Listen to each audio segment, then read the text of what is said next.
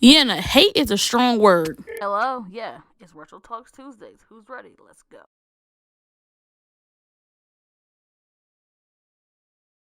Okay guys, in this video of Retro Talks, I want to talk about the whole Yena and Olivia Rodrigo copyright situation. Before I get started, this is not a hate video towards any of the two females. I like both of their music. I liked Yena since she was in Eyes One, and I also like Olivia's music. I mean, I've been knowing about Olivia since she was on Bazaar Bark, so no hate to neither one of these ladies. I just want to talk about the situation at hand. Okay, let's just start. When I first heard the title track to this song, and I first heard that it was going to be called Hate Rodrigo, and the teasers and everything like that, because the teasers was very similar to Olivia's, Envy for Deja Vu, I just had a feeling that this was not going to go over well. I just had a feeling of Olivia, definitely if her team found out about this, I definitely had a feeling that her team was not going to like this, and that's exactly what happened. The team did not like it at all. So then I thought about it, maybe they got permission, but it seems like they did not get permission from Olivia's team to even go ahead and greenlight this idea. Now, I know a lot of people were saying to not blame Yena. It's more so on the company that, is their fault. A lot of people are saying that, and I know a lot of people do not really care for this company as much because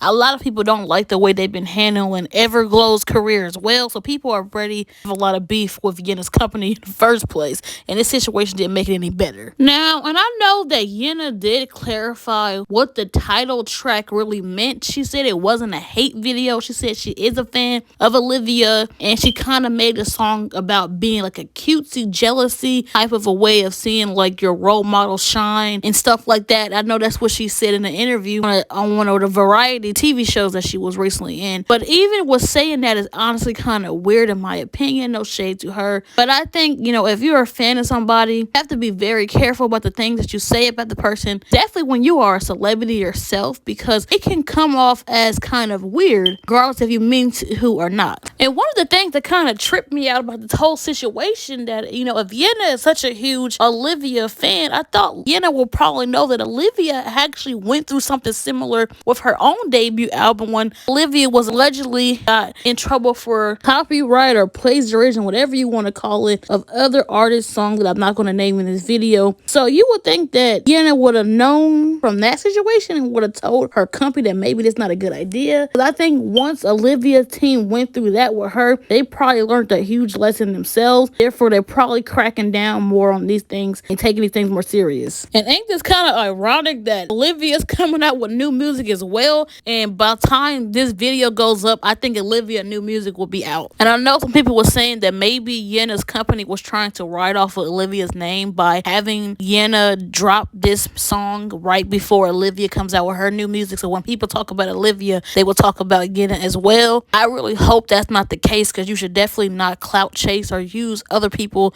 to make money or offer other people's name. Is just not right. Allegedly. Now, I'm just going to give my final thoughts on this whole situation. Hopefully, this was just a learning lesson for Yena and her team, that if you're going to use somebody's name, their likeliness, pictures, and even references of their music or anything they have worked on, please get permission first. And also, just be careful of what you say about other people. Even if you're a fan of somebody, you just can't go online and say whatever.